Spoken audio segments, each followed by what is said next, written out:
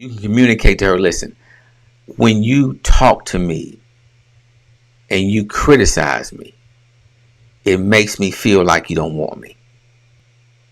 And when I feel like you don't want me, I'm enticed with things that do want me.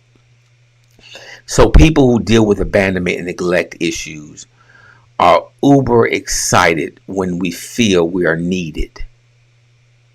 And this creates extramarital affairs. This creates relationships in terms of business, in terms of even if you're in ministry and serving somewhere, you have a huge commitment to that institution, to that individual, to that organization, because they give you the experience of feeling needed. And so you will burn everything down just to have them experience that from you. The source of that, it could be at your job. You're the guy working or the girl working there 24/7 because they giving you the sense that they need you. Be aware that sense. Make sure you don't sacrifice your life over that, because what you're doing is you are responding off of an emotional memory. That's why you're so committed. That's why you show up. That's why you're the man or the woman. That's why you're the one they can rely on. They can call because they give you the feeling of being needed and wanted. That feeling has nothing to do with that relationship, current relationship, as it has to do with your past emotional experiences.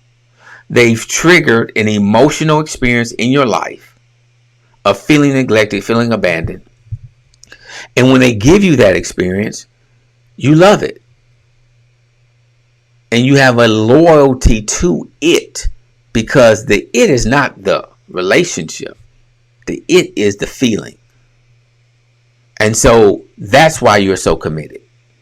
There's nothing wrong with being committed, guys. There's nothing wrong with serving the ministry, serving someone else in their vision.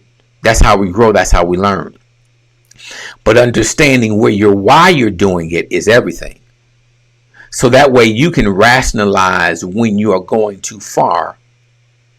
When the commitment sacrifices your relationship with your spouse or children, that's when it's dangerous for your relationship with your spouse or your child.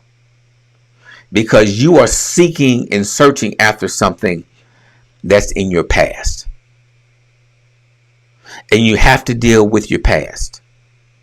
You have to acknowledge your past hurt, your past pain, your past experiences, so that you can understand why you're so committed. So when we read about it, we hear about stories where people are manipulated in these various ministries, cults, relationships, any type of relationship, business, personal, it makes no difference. The feeling of neglect and abandonment has that person feeling like that. So I'm very cautious, even as a pastor, when I'm connecting with people and I know their past experiences, not to manipulate that, because the feeling of neglect and abandonment will put you in a position of authority where allegiance, where people are going to be more committed to you who have a sense of abandonment or neglect, when you give them that feeling of being needed and being wanted.